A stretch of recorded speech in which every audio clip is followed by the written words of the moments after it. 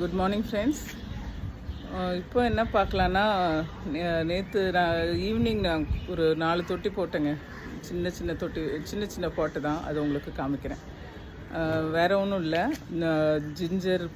ஜிஞ்சரும் பொட்டேட்டோவும் போட்டிருக்கேன் நான். வாங்க காமிக்கிறேன்.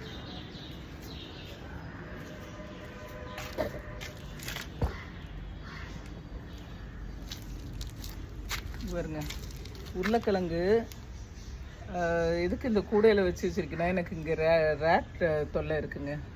அதனால் இந்த கோழிக்குண்டு இருந்தது வீட்டில், பழைய கோழிக்குண்டு.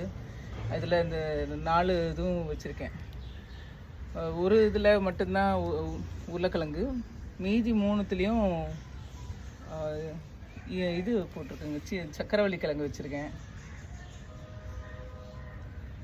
நேற்று ஈவினிங் தான் போட்டிருக்கேன். இங்கே பாருங்க, சக்கரவள்ளி கிழங்கு வேர் தெரியுதுங்களா? நேற்று ஈவினிங் தான் போட்டிருக்கேன்.